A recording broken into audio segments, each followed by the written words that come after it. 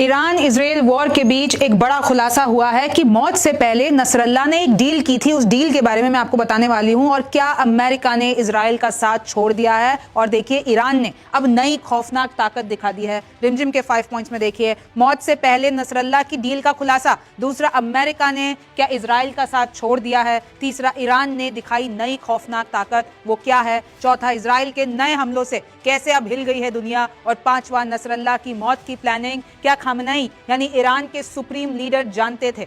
नमस्ते, मेरा नाम रिमझिम जेठानी है और आप रिमझिम के 5 पॉइंट्स देख रहे हैं। सबसे पहले आप ये मैप देखिए। आप सबको पता है कि मिडिल ईस्ट में इस वक्त जंग के हालात हैं। ईरान ये रहा, इजराइल ये रहा, और ईरान ने जैसे ही मिसाइल दागी है तब से अब जो ये हम कह रहे हैं कि अब बड़ा युद्ध होने वाला है, जिसमें दूसरी कंट्रीज, दूसरे सुपर पावर्स, यूएस ऑलरेडी कूद चुका है, रशिया के भी कूदने के आसार है, चीन भी कूद जाता है, तो फिर ये वर्ल्ड वॉर 3 हो जाएगा। अगर मैं थोड़ा सा जूम कर देती हूँ, देखिए भारत इसके इस तरफ जाते हैं तो ईरान, इराक, सीरिया, और तो अब इजराइल ने सीरिया पर भी अपने हमले कर दिए हैं। देखिए कैसे चौतरफा, 5 तरफा कि ये जो यमन के हूती विद्रोही हैं वो इजराइल पर हमला कर रहे हैं और इजराइल यहां पर हमले कर रहा है। इजराइल लेबनान में हमला कर रहा है और हिजबुल्लाह वाले भी इधर इजराइल में हमले कर रहे हैं। अब इजराइल ने सीरिया में भी बम बरसा दिए हैं और देखिए ईरान से तो हमले हो ही चुके हैं। अब ये जो पूरा का पूरा मामला है वो धीरे धीरे बढ़ता जा रहा है। देखिए, सबसे पहला पॉइंट हमारा, मौत से पहले क्या नसरल्ला की डील का खुलासा हो गया। और ये हम नहीं कह रहे हैं, ये वहां के लेबनान के फॉरेन मिनिस्टर कह रहे हैं कि नसरल्ला अपनी मौत से पहले इजराइल के साथ युद्ध विराम चाहता था।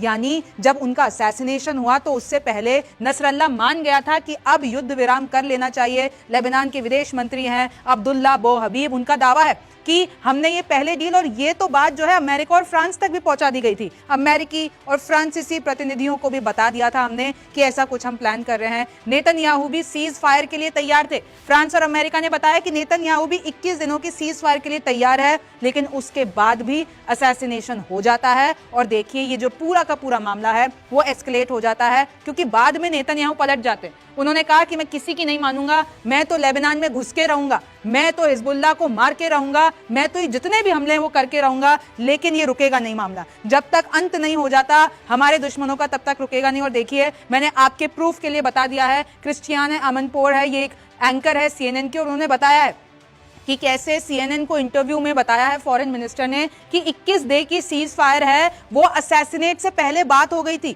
और ये सब कुछ पूरा मामला था। इसमें पूरा का पूरा यूएस और फ्रांस का भी इन्वॉल्वमेंट था, लेकिन ऐसा हो नहीं पाया। ये हैं वहां के फॉरेन मिनिस्टर जिन्होंने बताया, और ये खुद कह रहे हैं कि नेतन्याहू भी मान गए थे, लेकिन उसके बाद ऐसा क्या हुआ, इसके पीछे की क्या वजह थी। और देखिए, जैसे ही खबर बाहर आती है तो जितने भी बड़े सोशल मीडिया हैंडल्स हैं जो पूरे के पूरे इन सारे अपडेट्स पे दे रहे हैं, उनकी तरफ से ये कंट्रोवर्सी आती है, ये कंट्रोवर्शियल बात आती है कि देखिए कि जब लेबनान के फॉरेन मिनिस्टर कह रहे थे कि नसरल्ला मान चुका था, जब कह रहे थे कि यूएस, फ्रेंच भी मान चुके थे, लेकिन नेतन्याहू को क्योंकि गाजा में हमले नहीं रोकने थे, क्योंकि ये जो सब कुछ चल रहा है उसको नहीं रोकना था, तो नेतन्याहू ने मना कर दिया, लास्ट मोमेंट पे पलट गए। और उसके बाद आज आपको हालात पता है कि कैसे दुनिया वर्ल्ड वॉर 3 के ब्रिंक पे खड़ी है। दूसरा देखिए कि क्या अमेरिका ने इजराइल का साथ छोड़ दिया, तो देखिए इधर ईरान के परमाणु प्लान पर सबकी नजर है। मैंने आपको अपने दोनों शोज में बताया है कि इजराइल और यूएस की नजर है कि भैया ईरान ये न्यूक्लियर पावर नहीं बनना चाहिए, क्योंकि अगर ईरान ने जो उसके पास न्यूक्लियर सोर्सेज हैं, जो परमाणु सोर्सेज हैं, उनको एक पूरा का पूरा न्यूक्लियर बॉम्ब में कन्वर्ट कर दिया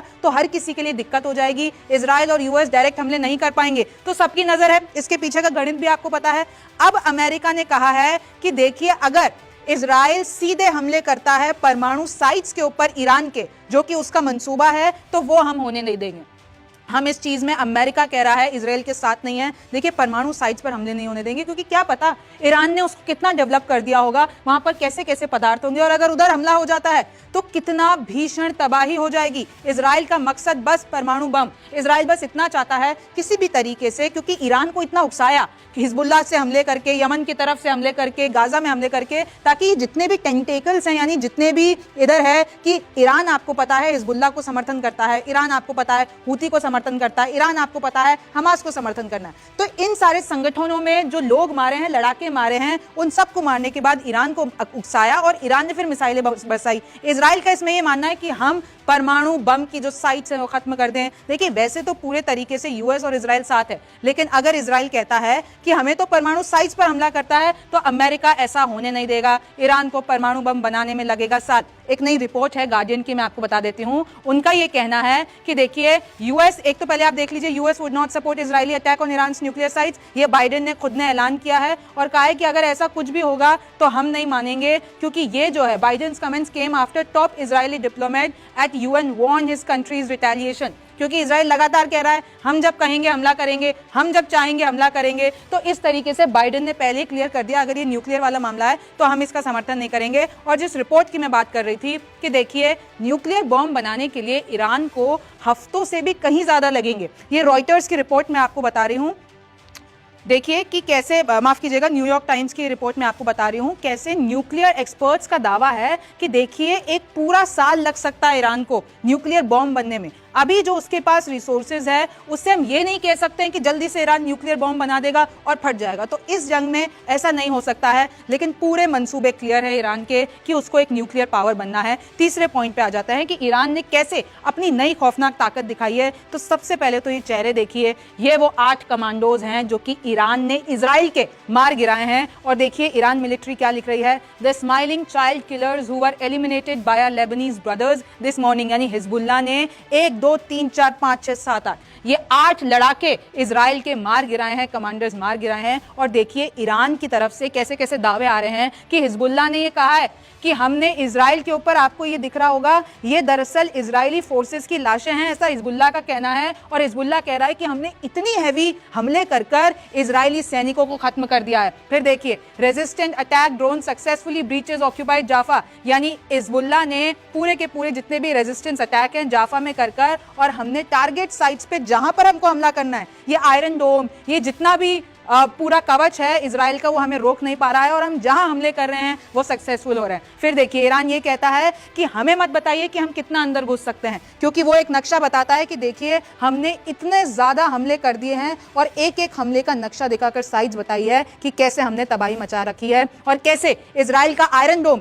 हमें रोक नहीं पाया है। फिर देखिए ईरान एक वीडियो रिलीज करता है, ईरान मिलिट्री, वो कहता है कि देखिए हमारी गाड़ियां तैयार हैं, हमारे मिसाइल तैयार हैं और ये सारे इजराइल की तरफ आ रही है। अगर कुछ भी ऐसा हुआ इजराइल की तरफ से तो हम छोड़ने वाले नहीं हैं। फिर आगे देखिए, फिर ईरान ये दावा करता है सैटेलाइट इमेजेस दिखा के कि हमने इजराइल के जो सबसे ज्यादा डिफेंडेड बेस है उसको हमने तहस नहस कर दिया। अगर आप इसको क्लोजअप में देखते हैं तो जो इनके ये वाले बेसेस हैं जो सर्किल बना रखे हैं, इसमें उन्होंने हमला कर कर और इसको तबाह कर दिया है।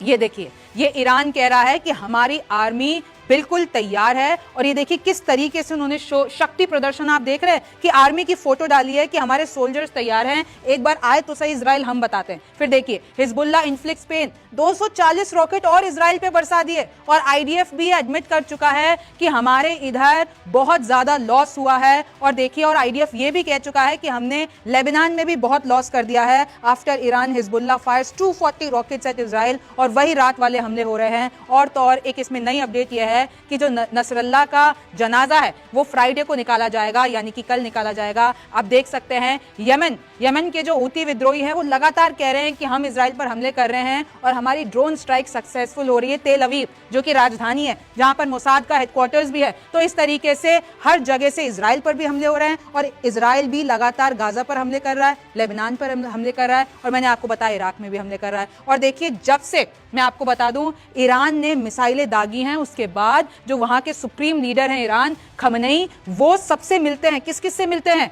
साइंटिफिक फिगर्स से मिलते हैं, ग्रुप ऑफ ईरानियन एलिट्स, और उनसे कहते हैं कि देखिए जब तक यूएस और यूरोप इधर हैं, इस पूरे क्षेत्र में हैं, तब तक ये सब कुछ सुलझ नहीं सकता, पीस नहीं मिल सकता है। मैं आपको पढ़ के बता देती हूँ कि जो रूट कॉज है रीजनल प्रॉब्लम्स का वो यूएस और यूरोपियंस हैं। जब तक इस इलाके से हम उनको भगा नहीं देते हैं ना। और इसी बीच बता देती हूँ, ईरान ने धमकी दी है कि अब हम अमेरिका के बेस पर हमला करेंगे जो मिडिल ईस्ट में है। तो इस तरीके से अभी देखिए कि किसी को पता नहीं है कब आपके ऊपर आके मिसाइल गिर जाए, चाहे वो इजराइल हो चाहे वो लेबनान हो। यहाँ पर हालात बहुत बुरे हो रखे हैं और वहां पर जो सिविलियंस रह रहे हैं वो इतने खौफ में, अभी आपको आगे बताऊंगी मैं कुछ रिपोर्ट्स में। लेकिन आप ये देखिए कि ईरान कैसे लगातार अपने जो साथी है उससे मिलते जा रहा है, चाहे वो कतर हो चाहे वो सऊदी अरब हो। अभी 2 दिन के दौरे पर हैं यहाँ के प्रेसिडेंट, और देखिए senior delegation of Hamas Qatar में मिलते हैं ईरान के प्रेसिडेंट, आप देख सकते हैं। और फिर इसमें भी कह देते हैं कि अगर बिल्कुल भी इजराइल की तरफ से गलती हुई या गलती से भी उन्होंने हमारी तरफ आंख उठा के देखा तो हमने जो ये ट्यूसडे को अटैक किया ना, उससे ज्यादा बड़ा और उससे ज्यादा खतरनाक अटैक करेंगे। फिर देखिए, मैं आपको लगातार तस्वीरें दिखा रही हूं कि कैसे सऊदी अरेबिया के फॉरेन मिनिस्टर से मिले हैं, और ये कितनी, अब आप सोचिए कि लोग मिल रहे होंगे तो कितनी प्लानिंग बना रहे होंगे, क्या क्या कर रहे होंगे। और इसी बीच इसमें खबर आती है कि इन्होंने किन्होंने कतर और ईरान ने 6 MOU साइन किए हैं इकोनॉमिक, ट्रेड, कल्चरल, ट्रेनिंग और स्पोर्ट्स के मामले में। लगातार वो सबसे मिल रहे हैं, चाहे वो कतर हो, चाहे वो सऊदी अरब हो। देखिए, अभी आपको पता है कतर चाहे सऊदी अरब हो गया, ये लोग अभी चुप थे, इन्होंने अभी तक कुछ ज्यादा बोला नहीं था, अभी तक इन्होंने साइड चूज नहीं की है। लेकिन जैसे ईरान इनसे मिल रहा है, इनसे बातें कर रहा है, यहाँ के प्रेसिडेंट वहां के दौरे पर हैं, तो अब ये प्लानिंग हो सकती है। आपको पता है ऑलरेडी ये दुनिया हाफ में बट चुकी है, कुछ इजराइल की तरफ है, कुछ ईरान की तरफ है। अब इसके जो हालात हैं, इसके जितने भी कॉन्सिक्वेंसेज है, बहुत खतरनाक हो सकते हैं। और ईरान ये भी कह रहा है कि जैसे इजराइल तो सिविलियंस पे हमले करता है, लेकिन हम सिर्फ इजराइल के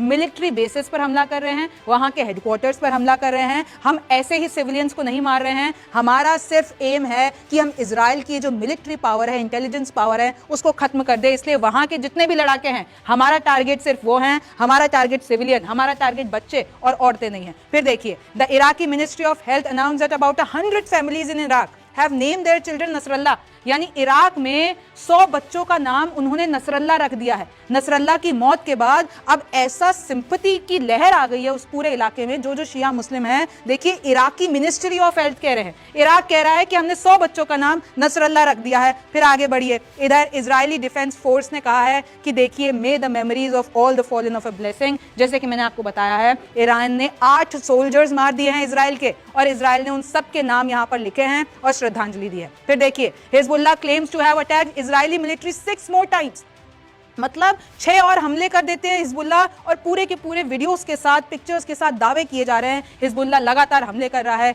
हिजबुल्लाह क्लेम्स 5 more अटैक्स, और देखिए वो एक एक जगह बता रहे हैं कि हमने रॉकेट दागे हैं, फलक मिसाइल्स दागी हैं, हमने इजरायली सिटी जो ये तिब्रियाज है वहां पे बॉम्ब किया है, वहां पे रॉकेट डाले हैं, यहाँ पर जो इजरायली सोल्जर्स हैं राहेब मिलिट्री साइट में, हमने उनको उड़ा दिया है। और देखिए, इस तरीके से मिलिट्री पावर पर हिजबुल्लाह लगातार हमले कर रहा है। 7 separate attacks on Israeli forces. मैं आपको लगातार ब्रेकिंग्स बता रही हूं कि हिजबुल्लाह के हमले लगातार इजराइल पर हो रहे हैं, और वो हर हमले की जानकारी दे रहे हैं कि कहां कहां हम सारे हमले कर रहे हैं। और इनफैक्ट जो साउथ लेबनान में इजराइल घुस चुका था, उधर भी पूरा का पूरा रेजिस्टेंस दे रहा है हिजबुल्लाह, और उनको पीछे धकेल चुका है। इस तरीके से पूरे के पूरे दावे हो रहे हैं। चौथा देखिए, इजराइल के नए हमलों से कैसे हिल गई दुनिया। एक तरफ तो हिजबुल्लाह, ईरान, मैंने आपको सारी ताकत, लेकिन अब इजराइल क्या कर रहा है? इजराइल ये कर रहा है कि उन्होंने भी लगातार पोस्ट डाले हैं कि देखिए, 3 बड़े आतंकवादी, जो कि इजराइल कहता है, देखिए, रावी मुस्तहा, सामे सिराज और ये सामी ओदे, उन तीनों की तस्वीरें। और ये कौन है? एक तो हमास गवर्नमेंट जो गाजा में चलती है उसका हेड है, एक तो हमास पॉलिटिकल ब्यूरो का हेड है, एक लेबर कमेटी का हेड है, एक commander of Hamas general security है। तो आप देख रहे हैं कि जितने भी कमांडर्स हैं, जितने भी लीडर्स हैं, लगातार इजराइल उनको हमले करके उनको मौत की नींद सुला दे रहा है।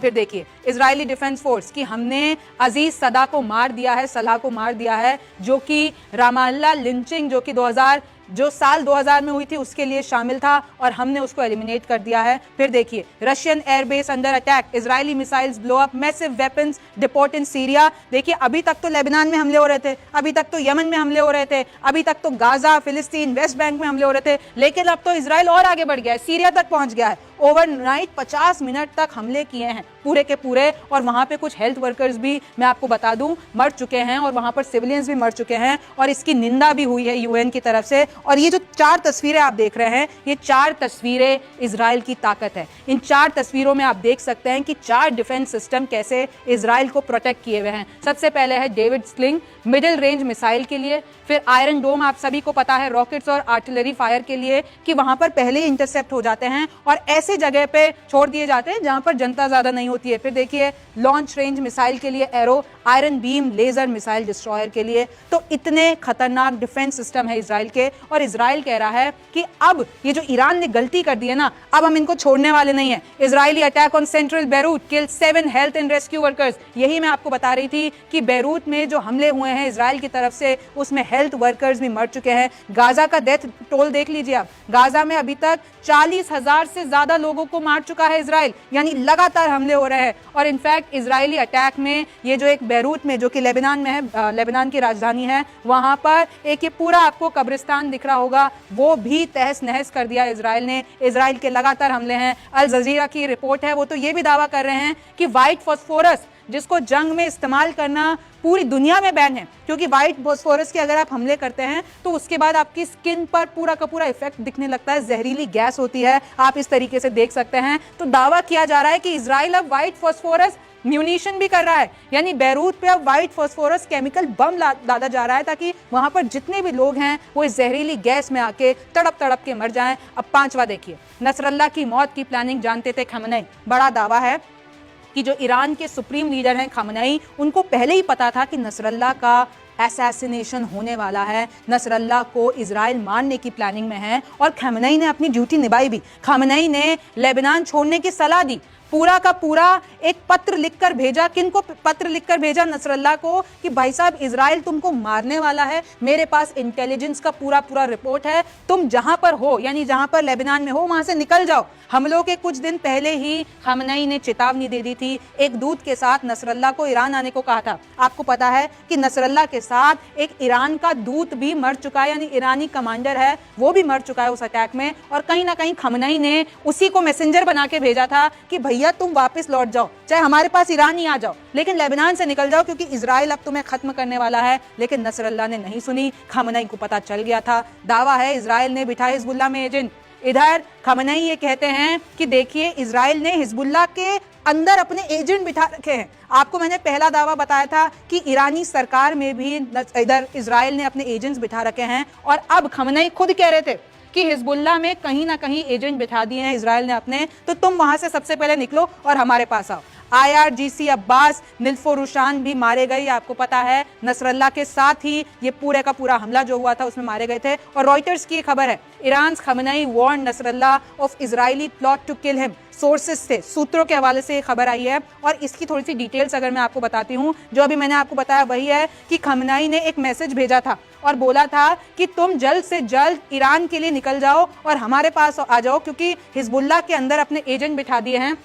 और अगर आप इसमें आगे देखेंगे कि इन्फिल्ट्रेशंस हो गए हैं, अब जो खamenei हैं वो किसी पे भी ट्रस्ट नहीं करते हैं। The supreme leader no longer trust anyone, क्योंकि तेहरान में भी उनको लगता है कि इजराइल ने अपने एजेंट बिठा दिए हैं, और तो और हिजबुल्लाह में भी बिठा दिए हैं। तो आप इंटेलिजेंस देखिए इजराइल की कितनी खौफनाक है कि वहां पर जितने भी बड़े लीडर्स हैं उनको लिटरली अरेस्ट किया जा रहा है। जो भी शक के घेरे में आ रहा है, नसरल्लाह's death has prompted Iranian authorities to thoroughly investigate possible infiltrations within Iran's own rank। और वहां पर जो भी कह रहा है, जो भी लेबनान में ट्रैवल कर रहा है, जो भी ये कह रहा है कि कोई स्पेसिफिक लोकेशन में किसी के भी जो रिलेटिव्स हैं वो इधर उधर जा रहे हैं, कोई भी ज्यादा सवाल पूछ रहा है, तो उन सबको वो लोग इन्वेस्टिगेट कर रहे हैं, और इसमें जो भी मामला निकल रहा है तो फिर उनको अरेस्ट किया जा रहा है। मतलब अभी वहां पर मोसाद के इन्फिल्ट्रेशंस बहुत ज्यादा हैं, और अभी ईरान ने अपने सारे लीडर्स को चेतावनी दे दी है और कहीं ना कहीं अरेस्ट करना भी शुरू कर दिया है। फिर देखिए, अब मैं आपको कुछ अपडेट्स देती हूँ।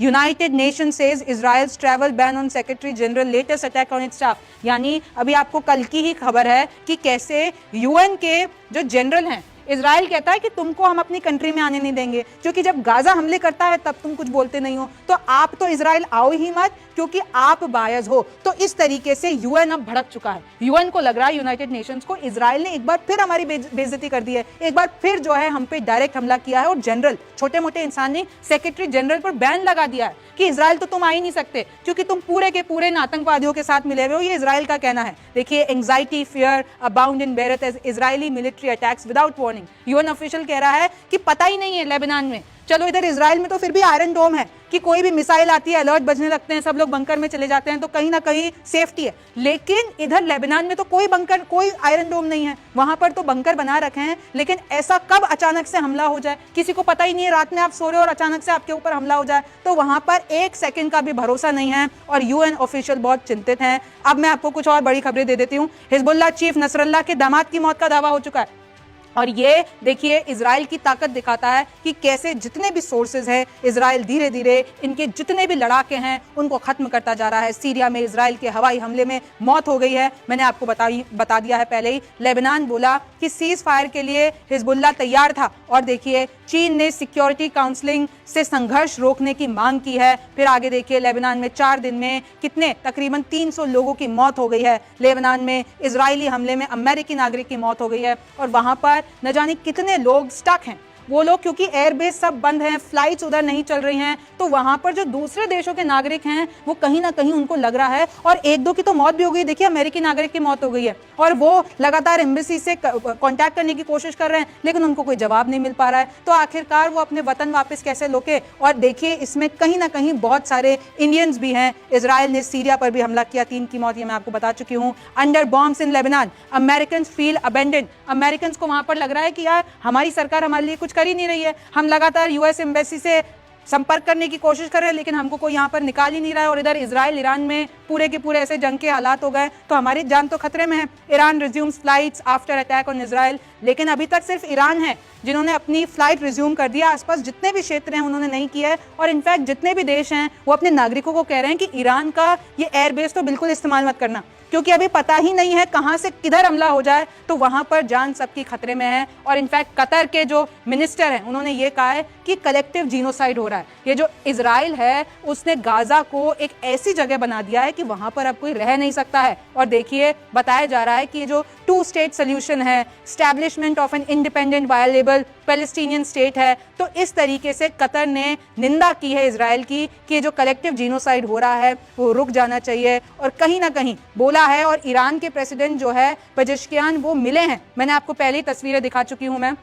बैंक ऑफ इंग्लैंड, एक नई चेतावनी आपके लिए, बैंक ऑफ इंग्लैंड कहता है कि देखिए ऑयल शॉक रिस्क, यानी ये जो अगर ईरान ने सोच लिया ना कि हम जितने भी ये ऑयल टैंकर्स हैं हमारे, हम कहीं पे भी तेल नहीं भिजवाएंगे, तो ग्लोबल लेवल पर इकोनॉमी पे असर पड़ने वाला है। क्योंकि जितने भी वॉर की स्थिति बनी हुई है, मिडिल ईस्ट से आपको पता है तेल आता है, भारत भी कहीं ना कहीं वहीं से तेल लेता है, हालांकि रशिया से भी लेता है। लेकिन अगर ऐसा हो जाता है तो इन्होंने, जो बैंक ऑफ इंग्लैंड के गवर्नर है, उन्होंने ये कहा है कि यार जब हम बात करते हैं 1973 की, उस वक्त तेल की कीमतें कितनी ज्यादा बढ़ गई थी, हर किसी के लिए महंगाई हर जगह इतनी बढ़ गई थी, सरकारों में टेंशन आ गई थी, तो कहीं वैसा ही इस बार वापस ना हो जाए। क्योंकि जब से ये जो हमास ने जो इजराइल में हमले किए ना, उसके बाद से ऑयल की प्राइस लगातार बढ़ती जा रही है। फिर आगे देखिए इजराइल अटैक सेंट्रल बेरूत, मैंने आपको बता दिया है, और तो और 9 जने और 14 घायल हैं इजरायली एयर स्ट्राइक जो कि सेंट्रल बेरूत में हुई है। आगे मैं आपको बता चुकी हूं कि लेबनीज आर्मी का भी एक सोल्जर मर चुका है।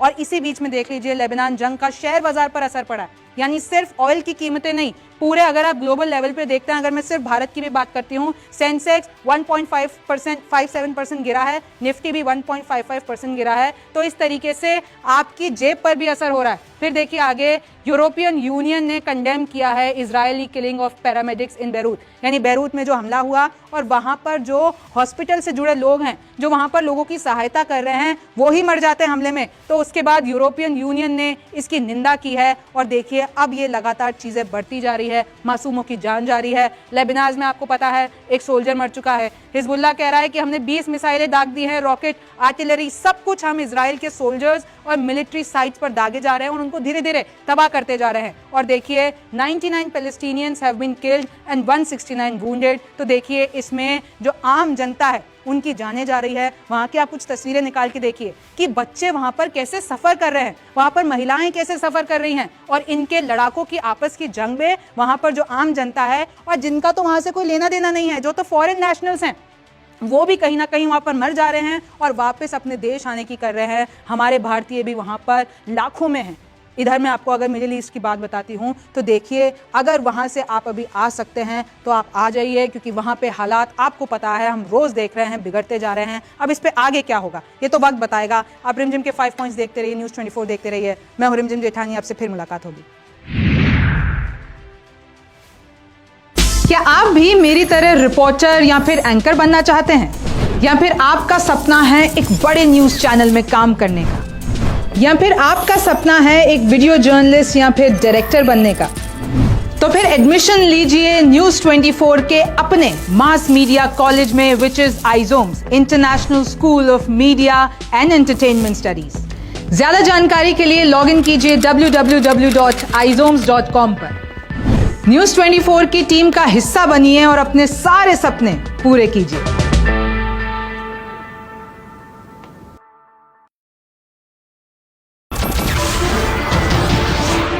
नमस्कार, मैं हूं मानक गुप्ता। अगर आपको हमारा ये वीडियो पसंद आया हो तो इसे लाइक और शेयर जरूर करें, और हां, हमें सब्सक्राइब और फॉलो करना ना भूलें ताकि आप देश और दुनिया की कोई खबर मिस ना करें। तो जुड़े रहिए हमारे साथ और देखते रहिए न्यूज 24।